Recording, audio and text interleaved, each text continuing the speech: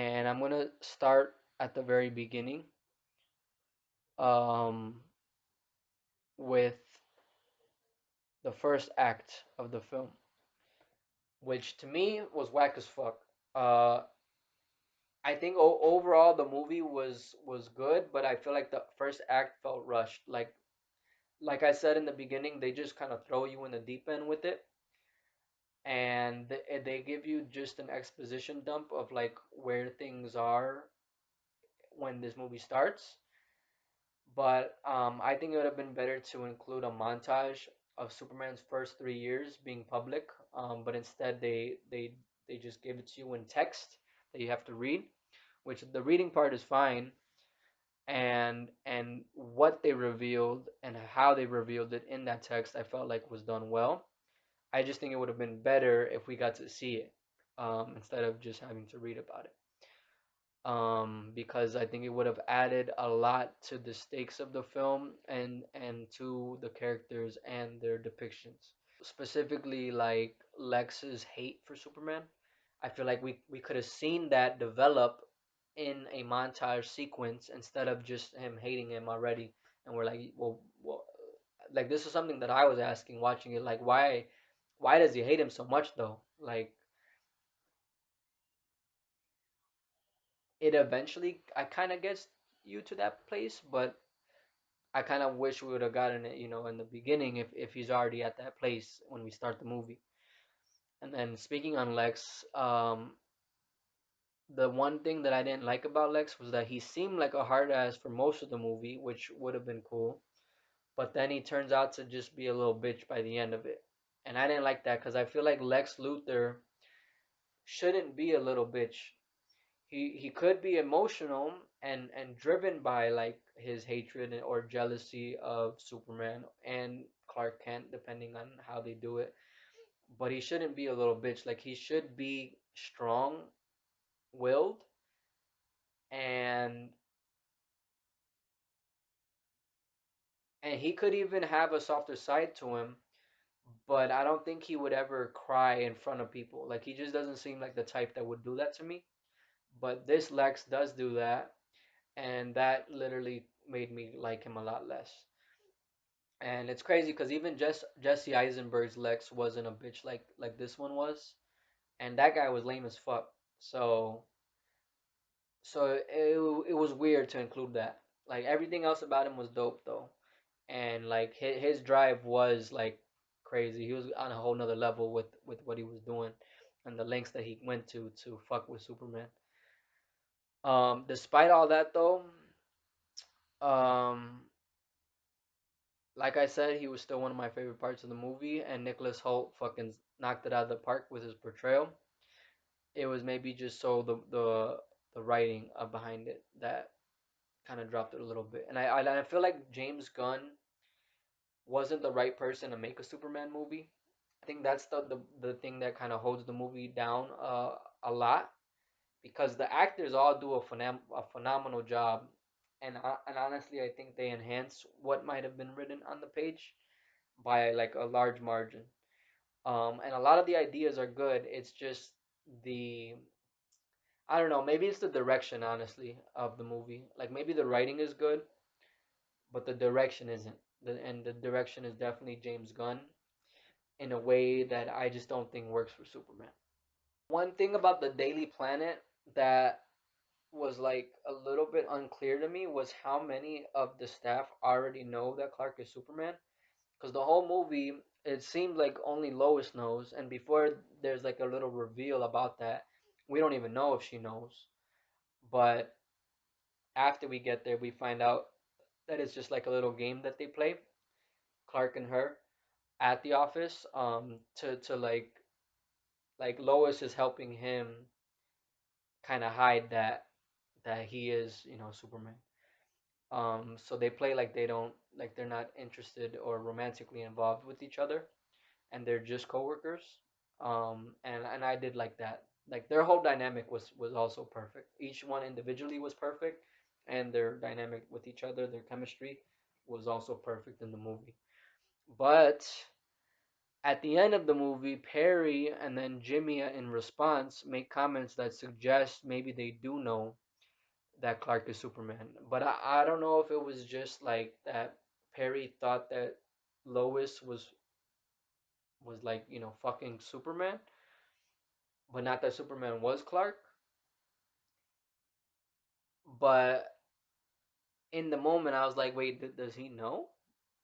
And they also make a comment that like Clark Kent, as a reporter at the Daily Planet, I guess is always doing interviews with Superman, and Lois is like, eventually somebody's gonna figure out that you are Superman, and I guess he has his glasses aren't just regular glasses; they actually have like a practical effect to them that affects people's brain waves, making them less likely to put the pieces together, um, like some sort of mind control. And she's like, if you make it so obvious, though, the glasses are not gonna do anything. So me at the end seeing that little moment between Perry and Jimmy made me wonder if like maybe they do know or do have indication, some awareness that maybe Clark is Superman. Um, but beside that, I would like a spin-off show about the Daily Planet, and in like kind of an office type way, just so that they could showcase more of Clark Kent and that persona, because we don't really get Clark Kent at all in this movie. It's just pretty much this one scene that was shown already in the trailer, and then that's it. Because that's definitely an act, like that is the alter ego of Superman. But this movie is definitely focused on the actual Superman side of it, and Clark Kent, like the real person behind both mantles of the Clark Kent that he portrays as the reporter and as the superhero Superman. Um, so we see more of the actual real Clark Kent and less of the mantle, or act that he portrays. Um, Now I'm gonna get into like the specific action sequences. Starting with the Kaiju sequence, which is at the beginning of the movie, and that's kind of also tied with the Hammer of Baravia, which is one of the things that is in that intro kind of text, where um, they say that this is like the first time that Superman lost a fight, and it was against this guy Hammer of Baravia, who Lex just pretty much uses as like kind of propaganda to show the people of Baravia, or the government, I guess, of Baravia, responding to Superman's prior act of stopping a war between Baravia and the other country. I don't know what it was or how to say it. And this dude, the Hammer Bravia, like attacks Metropolis. I don't think he kills anybody, but he does threaten them. And he has heat vision himself as well. So I feel like this whole sequence, with the kaiju, because Superman, he just got his ass kicked pretty much by the Hammer of Bravia, but with the kaiju, he was actually able to make a difference. And I think it was cool for the way that it showed how heroic and down to earth Superman is, because he actually interacts and like checks in on the people. He doesn't just save them and put them to the side. He actually like makes a connection with the people or even the animals that he saves, and that was really cool that they extended that heroism to all creatures. But the monster itself, the kaiju, I felt like was uninteresting and also unexplained. But again, I think this is just kind of the world just being, and the world is already probably used to things like this. So maybe it didn't need to be explained, but I guess the other thing is that Lex Luthor has access to like a kind of interdimensional portal where he has this like pocket universe that he has like a bunch of fucking shit. Like it's like the Collector in Guardians of the Galaxy. Um And that stuff I feel like maybe should have been explained a little bit more. Um, but I guess like there's all these metahumans and they've existed in this world for 300 years already. So maybe you get a lot of technology from them, and that's how Lex was able to gain access to this dimension. But still, like I kind of wish we would have found out like something or like tied it to some comic book creature in some way, but I think it was just kind of made for the movie. And the Hammer of Bravia himself, I felt like was kind of pointless. And we know immediately when the movie starts that the Hammer of Baravia is working with or for Lex Luthor, which beforehand we didn't know. Like, yes, we could probably predict that, but I think it would have been better if the Hammer of Baravia was played as a reveal that he was working for Lex Luthor, because it could have been its own separate thing. Like, this country could have actually sent this guy who was working for them, and then later we could have seen that, oh, Lex Luthor has ties to them, but we already know at the get-go that it's Lex Luthor, and then Lex Luthor is also giving this country arms and setting things in motion for himself to have certain opportunities. And I just felt like it made the movie a little bit less fun to watch, um, even if I would have been able to predict it. I still think that would have been more engaging for me as an audience member. Um, the Fortress of Solitude break-in moment by Lex and the Engineer, and I think Ultraman is there as well. I think that part was cool, and it had story-driven stakes because obviously Superman's not there when it happens, so Crypto has to hold down the fort, and there's like a little fight there, which was it was cool to have Crypto in the action, which also comes back at the end as well, and that stuff was cool. I did like that stuff with Crypto. Um, and this is when Lex is able to uncover the damaged part of the message that Jor-El and Lara left for Kal-El, because he only sees the first part of their message. But in that second part, we find out that they want him to procreate on this planet so that they can kind of spread the Kryptonian heritage on this new planet because their home planet is destroyed. So they don't want just Clark to survive, and even just Clark and like his one, two, however many kids he's gonna have with a single person. They literally want him to kind of like mate with as many people as possible so they could like rapidly expand their population from just Kal-El himself. Um and that's where some of that like stuff with the parents that I didn't personally enjoy. Um but yeah, I don't know. The other fight is at the end, with Ultraman and the Engineer against Superman himself. And the Engineer's nanite attack on Superman, on his insides, was cool, and the way he got out of it was cool.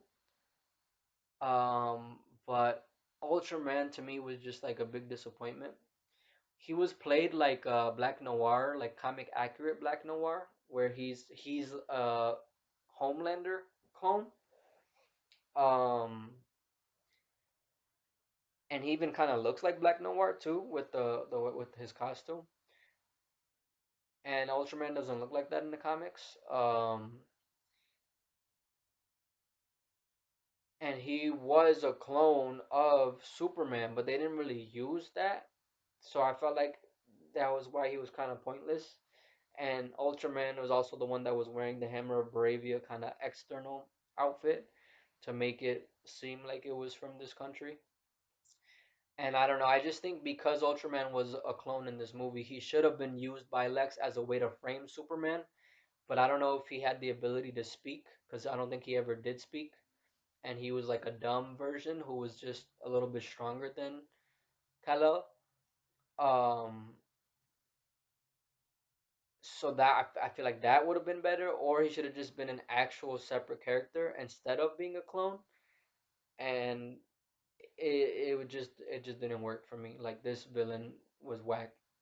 I think I like the villains in Creature Commandos, but so far the only villain in the movies that I like is Lex. The other two that work for him, I could give a fuck about. Politics. Um, After Lex kind of leaks the full video message of Kal-El's parents, the people kind of like take a step back and they're like not so praising of Superman like they were before, which is what Lex's obvious intentions were. But to me, I didn't really buy that because if it was me in this world and I like looked up to Superman and I saw this message, I wouldn't just immediately think like, oh, he's doing exactly what they want him to do. I would see what he has done already, and he's shown himself to be a genuine hero and always caring about people and trying to save them, trying to do the right thing. And I would take him for that, for his actions, and not for this video that like these people that he's never even met. And I guess maybe they don't know that he's been here since he was a baby.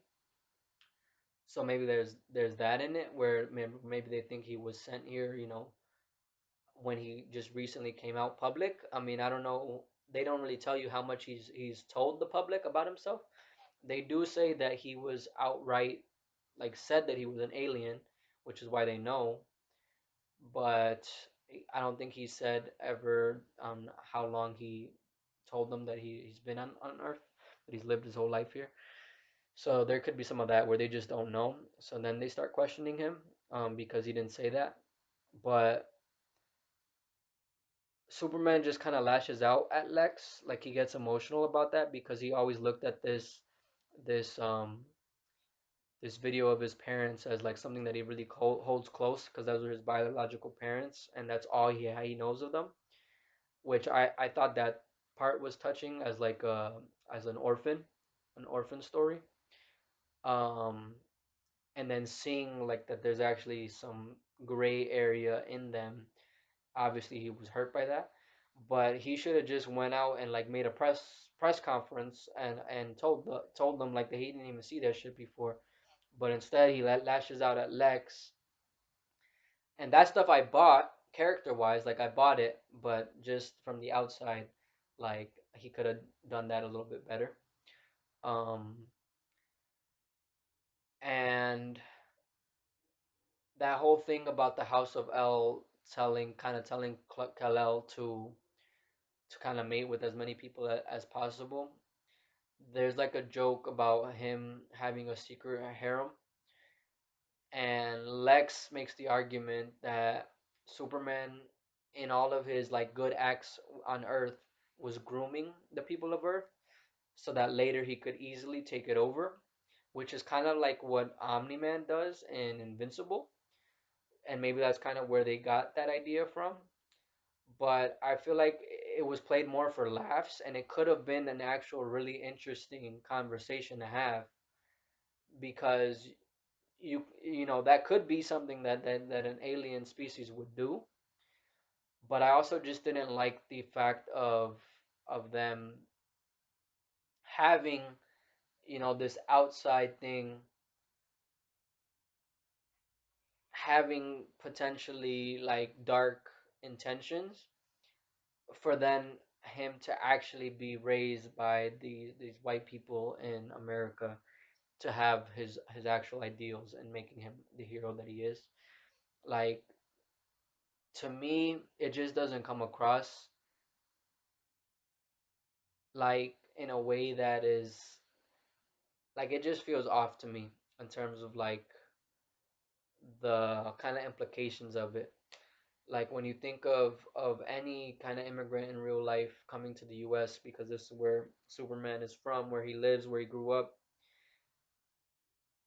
most of the time they don't have negative intentions. They're just here to create a better life for their kid. And obviously, Superman didn't immigrate with his parents. He was sent by himself, but it's just because they were gonna die and they didn't have room to fit in the pod that they made to send him. So yeah, I just didn't find that part of it like believable because the House of El were always like the good of Krypton, and like Jor-El was always the one that was warning of the people, the kind of scientists or the government of Krypton, that they're like using all the resources too fast, which is gonna cause the planet to die sooner than it would otherwise. And I don't really like making Superman's parents have a more kind of dark side to them. With with Batman, I feel differently, but it's because Batman is a dark character, and I am a personal big believer of both nature and nurture creating a person and who they are, who they grow up to be. So Superman, in my mind, being the kind of ultimate good, should have good biological parents and a good upbringing by his adopted human parents. Batman, his parents dying obviously affected him and was where a lot of his darkness comes from. But it's okay to also make his parents a little bit like unclear whether they are um, fully good people or not, because they are also billionaires, which not all billionaires are. I mean, I don't know any billionaires personally, but I would imagine that all billionaires are bad people. But it's more interesting, I think, in a Batman story to have his biological parents be not on the 100% up and up. Um, but for Superman, I don't think it works like that. So that's my personal opinion. Um, Having the people lash out at Superman for his actions on the international stage, I think would have been a better way or more believable way for me than just about the harem thing. Um, because like to me, like I said, I didn't really believe that. Um,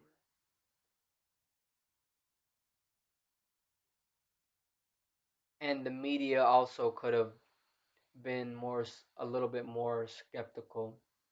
I mean, I guess the media was portrayed okay, where they were kind of neutral for a lot of it, and they didn't really take sides. So I guess that was fine. But in the media, I like the way that Superman was portrayed more in Batman versus Superman, where it was more of a philosophical debate and less of a like kind of scandal type thing, which like is kind of lame. Um, so yeah, I guess the only thing is that I feel like the politics in Creature Commandos was a lot better than it was here, and it was more interesting. And here,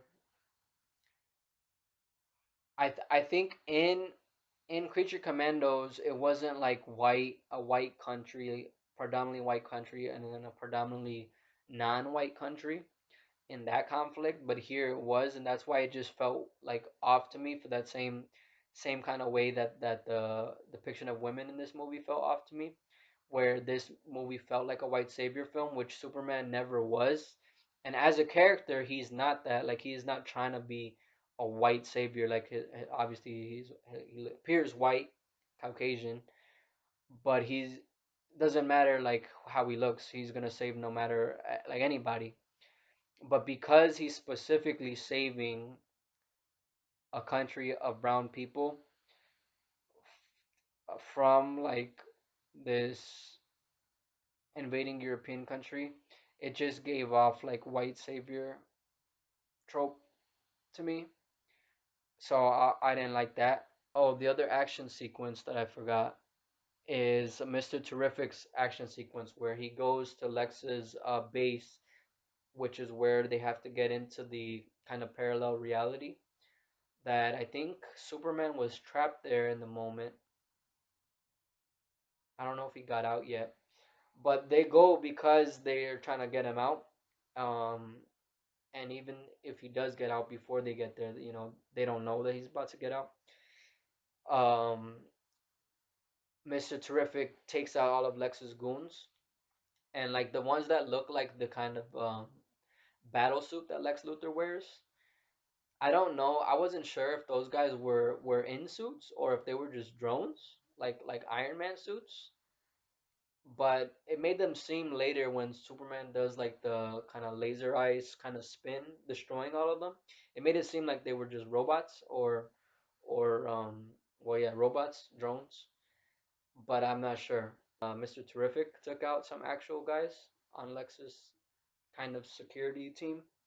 Not I don't think killing them, but he took them. He made them go unconscious. And that action sequence I actually kind of like zoned out on. And I don't know if it was the color with the red like sphere that he put over Lois Lane so that she's not harmed, or if it was just like the camera movements and how like crazy it was moving. But I lost focus and I was just like, holy shit, he took out all these guys. And like in the moment when it was happening, I didn't really process it. But then afterward, when everybody was on the ground, I'm like, damn, he took all those motherfuckers out. So I don't think that's ever happened to me in any movie, except for maybe like Transformers, where the action is just boring, and I like fell asleep in Transformers 4, which is when it got bad. Um, and this it wasn't bad. It was just too much for me. Like I was just like, holy shit, and I couldn't focus no more. So that was weird. Like that was just weird to experience. Um, I just thought I should mention that. But the last thing that I didn't like about this movie was that the depiction of women in the film was insulting. I would say that Lois Lane was an exception to the rule and not the basis for it. So all other female characters I feel like were had some problems with the way that they were portrayed. Lois Lane was good, she was perfect, like I said prior, but everybody else was a little questionable. And the worst example of this was Eve Teschmacher and Jimmy's treatment of her, because we find out that she dated Jimmy at some point, but it doesn't seem like Jimmy loves her and he probably finds her annoying just like Lex does. Um and like she seems like she's really fucked up. Like there was some truth in her character, which I did appreciate that they did have some dimension to her. But they just make Jimmy just kind of an asshole to her, and he uses her just to like find out what's going on with Lex, and he doesn't really seem to like really give a fuck about her emotions and like what she's actually going through, which like on one hand, I could see in real life why, but he also like doesn't really seem to help her, and she could potentially be in like actual physical danger. So it makes Jimmy seem less of a character, like less of a good character, a good person, just because of the way that he treated her. Which kind of sucks for Jimmy because otherwise Jimmy's cool, but there was that, and then the Cat Grant character is like hardly a character, and I feel like she's just kind of eye candy. So there's that as like depicting her, and she's just fucking horny for Clark. Um, and like I said, Clark, I don't even know if Clark even ever notices her. So there's that. Like he's just kind of oblivious to her. Um, and then the engineer like I said, is just muscle, so we don't really get too much of her. She makes like one comment about how she kind of sacrificed her own humanity to become this fucking like creature of like basically just existing as nanites almost entirely. And it's because I guess she believes in Lex's goal, but we don't ever kind of get to know why though, or which I guess is what I was missing. Like I wish we did get to know why. And Lex's team is all for him. And like some of them even maybe worship him, and he kind of takes that in and like kind of I think acts like he is a god, whereas Superman is almost like an actual god. But they act differently about it. Where Superman doesn't act like think of himself like a god. The people maybe do look up to him and worship him like one. Maybe not to that level, but he never sees himself like that, and he would rather they don't see him like that and they see him as just another one of them, just with powers. Um, but Lex, he loves that shit, and he like kind of makes them like bow to him in a way where he just throws shit on the floor and tells them to clean it up. And kind of treats them like trash, but they're happy to be treated like trash, I guess, just to kind of please him. Um, but it seems like he's never really pleased with anybody that he works with, except for maybe and the engineer, who also seems like maybe she might be romantically interested in Lex Luthor and like kind of jealous of Kat or annoyed by her as well. Um, yeah, so I don't know. It just left a bad taste in my mouth. And I actually felt bad for Eve. Um, but I think Jimmy does have kind of like some character growth in the movie where he actually like maybe can consider like a future with her, and like maybe would treat her better in any future that they might have to with each other. Um, but I guess the last thing that I do want to mention that I just thought of it is that another thing that I did like was the people's view of Superman in the film.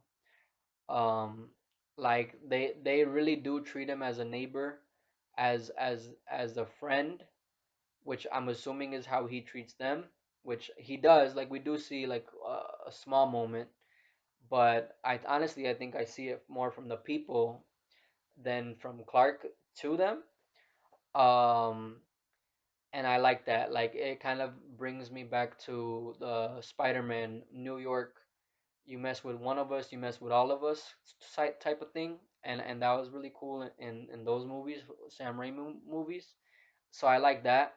Um, and about the thing where I was saying about how like the ideas of the movie, what I heard about it before it came out, that seemed better than it actually was in the movie was that I thought this movie was gonna show Superman inspiring the heroes of the world, which in this film would only be the Lord Tech, Justice Gang. After some genuine conflict between them, where like they really don't get along, uh, but in the movie they actually don't really beef at all. Like yes, they do things differently, but it seems like they're all on the same side. Where I thought it was gonna be a little bit different, where maybe it would be a little bit kind of like the Lex Corp side of things with Maxwell Lord's side of things, where maybe they would have some shared ideology, and they'd be like Superman is like he's a Boy Scout, he don't know how to do shit, he just does whatever he wants, and like really get into the meat of that.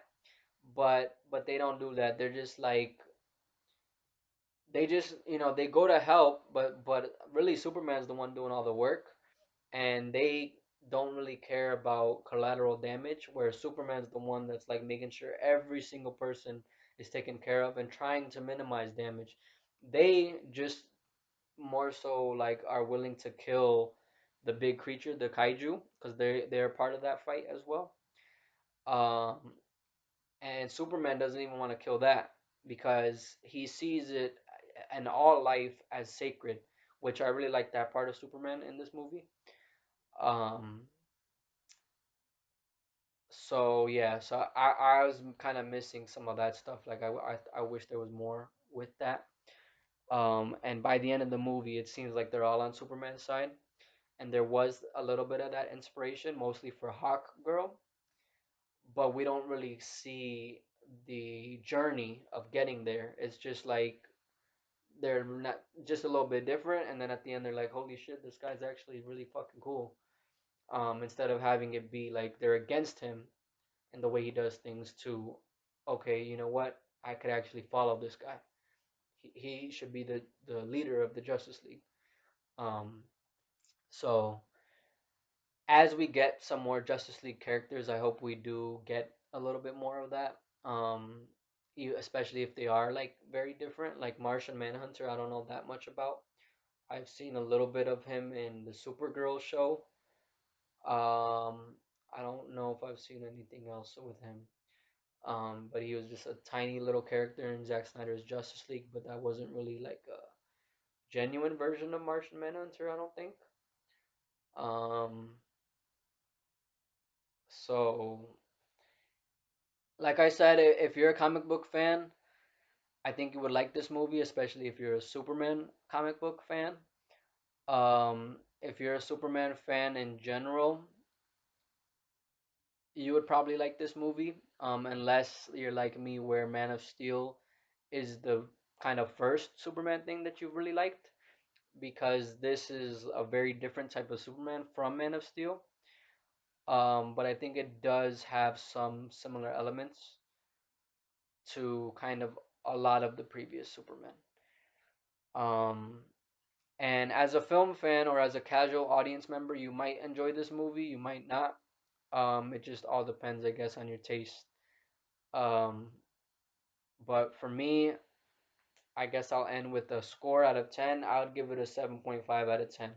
It would be an 8 without those questionable things in it, but with those, it brings the score down for me to a 7.5. So that's all I'm going to say. I am still excited for the future of the DC Universe on film, but I was hoping for more from this. I'm also excited for Peacemaker, and I do hope we get to see David Corenswet as Superman again. Um, and that's it. Thank you for watching. I'll catch you next time. Peace.